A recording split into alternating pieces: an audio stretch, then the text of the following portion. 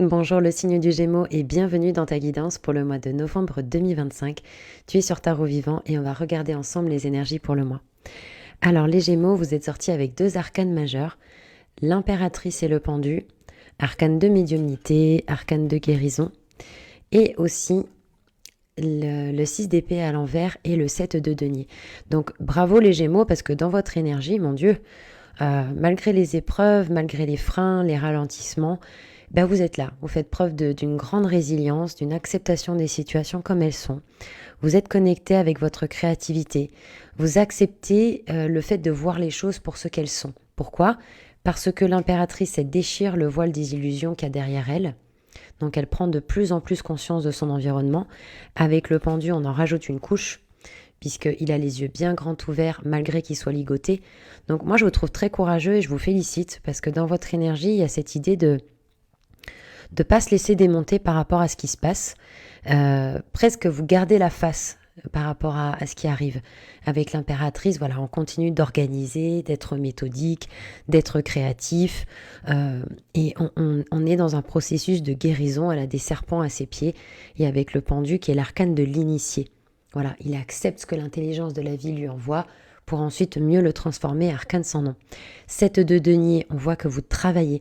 Vous travaillez le travail de tous les jours, mais c'est aussi au sens symbolique, comme le jardinier, vous voyez, c'est bien représenté sur cette carte avec ses racines. On a des Gémeaux qui, même si pour l'instant ils n'ont pas encore récupéré la récolte de leurs produits et de leurs efforts, eh bien ils continuent, ils persévèrent. Peut-être même qu'on vous dit que travailler avec la nature pourrait vous faire du bien, de l'agriculture, le potager, peut-être planter de nouvelles choses.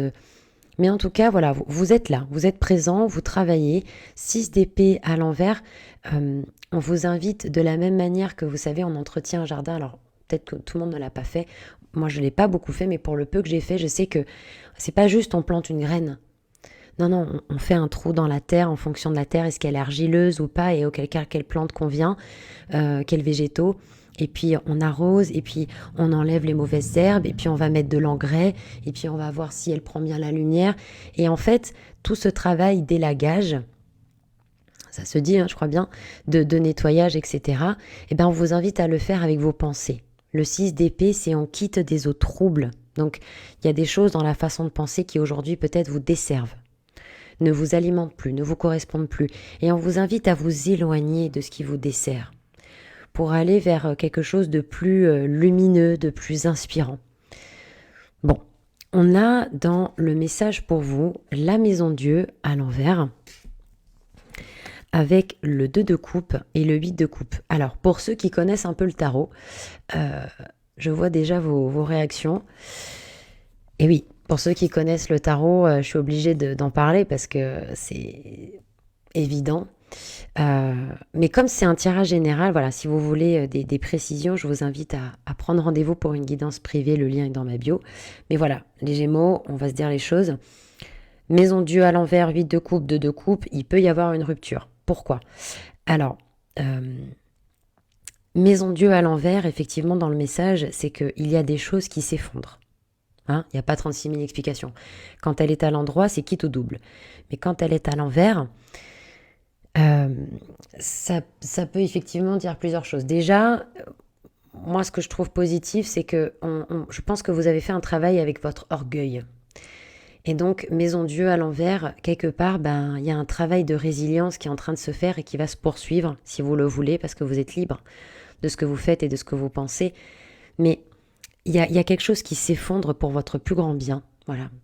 L'intelligence de la vie, pour moi, ne nous veut aucun mal, mais conspire à notre évolution, essaye le plus possible de nous aider dans notre chemin d'incarnation. Maison Dieu à l'envers, il y a quelque chose qui s'effondre pour mieux se reconstruire. Et c'est votre message. Donc, je vous dis ça parce que, vous savez, quand par exemple on perd un animal de compagnie et qu'on ne peut pas le sauver, eh bien, on n'a pas le choix il y a quelque chose qui s'effondre et on ne peut pas le retenir. On ne peut pas empêcher ce qui se passe. C'est ça, Maison Dieu à l'envers. Il y a quelque chose qui s'effondre et ça ne sert à rien de vouloir à tout prix rafistoler le truc. Des fois, oui, il faut se battre pour les choses, j'entends. Mais des fois, c'est comme ça, c'est la fatalité de la vie. Il se passe quelque chose Et là, la maison Dieu qui s'effondre, il y a quelque chose qui n'a plus sa place dans votre vie. On est en 2025, en année 9. Au niveau numérologique, on est en clôture, bilan, en vue d'une réinitialisation. Donc maison Dieu, dans le message, il y a quelque chose qui s'effondre, il va falloir le laisser partir. C'est une façon de penser, une relation, un projet, un travail, une maison. Ce n'est pas catastrophique. Moi, je ne suis pas vous faire peur et vous dire « Ah mon Dieu, c'est la fin du monde ». Faut arrêter de poser des intentions négatives sur maison Dieu. Il y a quelque chose qui n'est plus en vibration avec vous, qui doit partir. Pour raison X ou Y. Et c'est pas forcément votre faute. Vous n'avez pas forcément fait quelque chose de mal. C'est comme ça. Voilà. Et peut-être plus tard, vous comprendrez pourquoi. Donc l'association Maison Dieu 8 de coupe, 2 de coupe, effectivement, ça peut nous faire penser à une relation. Une relation qui, 8 de coupe, ne vous nourrissez plus émotionnellement comme avant, ou parce que vous avez changé, vous avez évolué, peut-être vos standards aussi.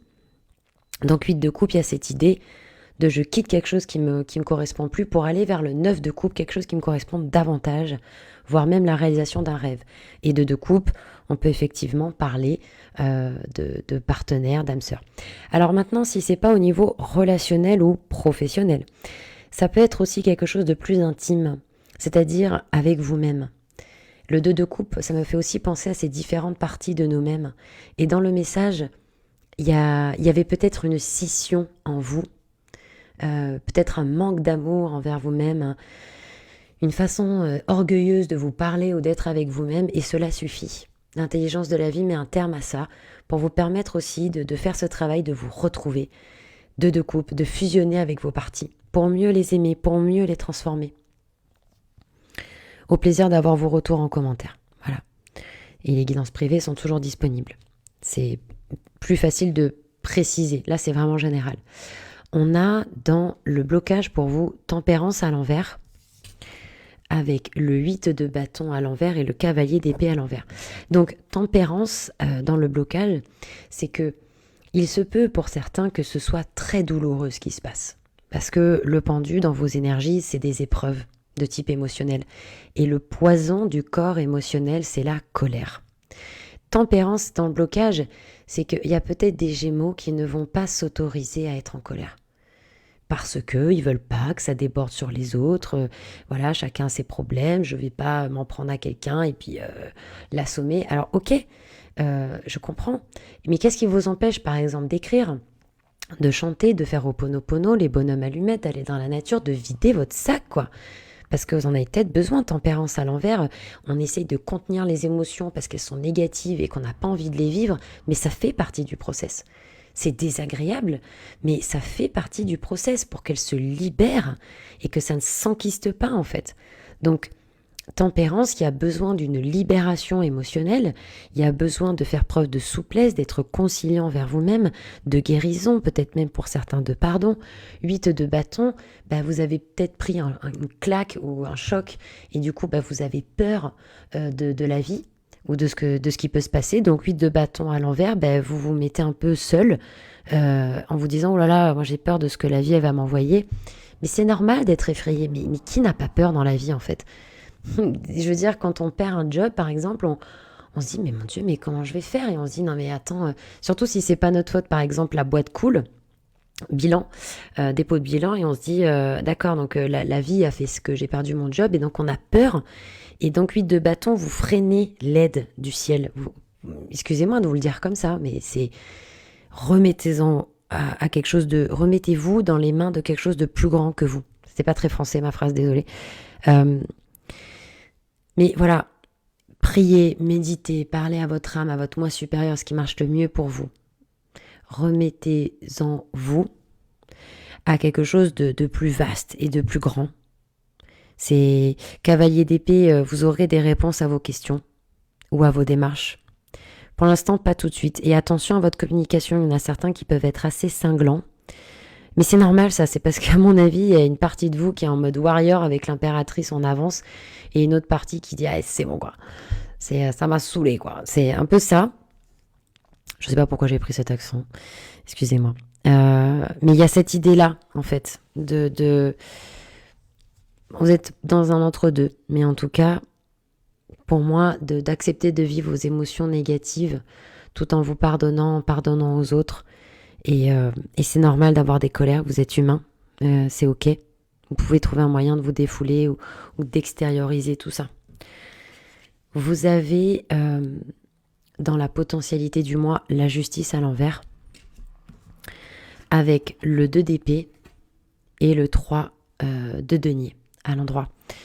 2 d'épée, 3 de denier. Donc clairement, 2 d'épée, il va y avoir un choix à faire au niveau mental. Et là, ce qui est intéressant, c'est que vous avez eu la justice, mais à l'envers. Traduction, interprétation plutôt, parce que je n'ai pas la science infuse, Dieu merci. Dans la potentialité du moi avec la justice, ça ne va pas se passer au niveau mental. Les réponses à vos questions, le fait de dire « je sens que c'est là que je dois aller », ça va pas se passer au niveau mental. La preuve, vous avez le 2 d'épée. Le 2 d'épée, c'est une personne qui a 2 épées dans la main qui font le même poids. Et elle a les yeux bandés en plus, donc elle peut pas choisir avec les yeux, avec le visuel, avec le mental. Ça va être intuitif. Elle est obligée de se connecter à son intuition et de dire « ok ». Pour ceux qui ont vu Le Seigneur des Anneaux, volume 1, la communauté de l'anneau, est-ce que vous vous rappelez le moment où Gandalf, ils sont, je crois, dans les mines de la Moria, et il y a 2 portes. Et il reste un moment comme ça, et tout le monde attend qu'il prenne sa décision, et puis au bout d'un moment, il dit « ah, c'est là qu'on doit aller ». Donc tout le monde le suit. « Ah, super Gandalf, tu as trouvé… » Et il dit « non, mais c'est celle qui sent le moins mauvais ». Et puis il regarde, je crois que c'est Pipin, et il lui dit « dans le doute, il faut toujours se fier à son flair ». C'est un peu ça. La justice à l'envers en potentialité du moi, pour moi, ça vous invite à sortir d'un raisonnement qui est mental. C'est vrai que les Gémeaux sont reliés à Mercure. Donc on sort d'un raisonnement mental pour aller dans l'arcane opposé de la justice, la tempérance. Tiens donc, c'est celle qu'il y avait dans le blocage. Je pense qu'il y a une forme d'équité à retrouver, d'équilibre, de souplesse, d'émotion, etc. Et donc ce choix que vous allez avoir à faire, ce positionnement à avoir, le 2, donc de se positionner face à quelqu'un ou à une situation, il va être au niveau émotionnel, au niveau intuitif. Surtout qu'avec la justice, on vous invite à ne pas castrer encore une fois votre communication qu'on a retrouvée avec Tempérance, qui a une main sur le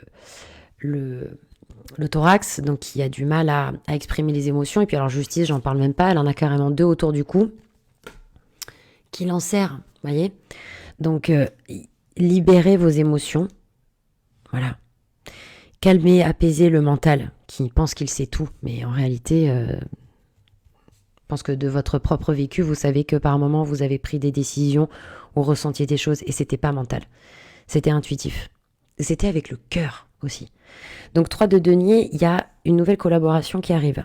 Ça peut être une collaboration professionnelle, partenariat, relationnel. Et vous voyez, il y a une promesse de quelque chose qui arrive derrière. Ce n'est pas fini. La situation dans laquelle vous êtes actuellement n'est pas définitive. Voilà. Je vous le dis parce que quand on voit les guidances là de tous les signes, on dirait que collectivement, on vit bien la foi, quoi. On est mis en situation où on ne voit pas clairement ce qui se passe, mais on est poussé à faire confiance. Donc faites confiance. On a dans le message, le conseil pour vous, le jugement à l'envers, avec le cavalier d'épée, de denier, et le 9 de bâton. Alors, les Gémeaux, le jugement à l'envers vous invite en conseil à développer votre intuition et voir au-delà des formes. Bon, c'est un résumé de ce qu'on a dit. Il y a vraiment cette idée de ne pas vous fier au décor, de développer votre intuition, de pousser les nuages là et de croire que le soleil est là. Parce que le soleil est là d'ailleurs, quand il fait gris. Vous savez, quand il pleut, quand il fait moche, on ne le voit pas le soleil. Mais en fait, il est là, il brille. C'est juste qu'on ne le voit pas, mais il est là. C'est ça. C'est de ne pas vous fier au décor, même si là maintenant c'est un peu compliqué ou pas clair, etc. C'est de nourrir ce soleil en vous. Rien ne vous empêche de vous entourer de lumière, rien ne vous empêche de prier, de méditer, de vous relier à votre moi supérieur, à votre âme, à vos anges, vos guides, à ce qui marche le mieux pour vous et de dire voilà, aujourd'hui je ne vois pas clair, mais aidez-moi, posez genoux en terre, faites preuve d'humilité, demandez de l'aide. Et ne vous fiez pas au décor, développez votre intuition, ne soyez pas dans le jugement de vous-même et des autres. C'est réducteur. Mais vous êtes bien plus que ça. Vous êtes bien plus que ça. 9 de bâton, vous savez qu'il y a encore des épreuves qui arrivent. Vous le savez, mais vous n'êtes pas seul. Cavalier de denier, il y a quelque chose que vous avez commencé à nourrir qui est en train de prendre de l'allure. 15-15 quand je vous dis ça. Cavalier de denier, il y a un projet dans la matière que vous avez nourri. Alors est-ce que c'est une nouvelle habitude, une croyance, une relation, quelque chose, et c'est en train de prendre de l'ampleur et on vous dit d'être patient. Peut-être tout simplement que c'est sur vous-même, parce que vous aviez le 7 de denier dans vos énergies. Donc continuez comme ça les Gémeaux, vous avez peut-être mis en place de nouvelles choses qui vous font du bien. Et c'est super, bravo pour votre travail, ne vous découragez pas. On se retrouve pour les guidances du mois de décembre. Merci beaucoup de m'avoir écouté, au plaisir d'avoir vos retours en commentaire. Prenez soin de vous et à bientôt.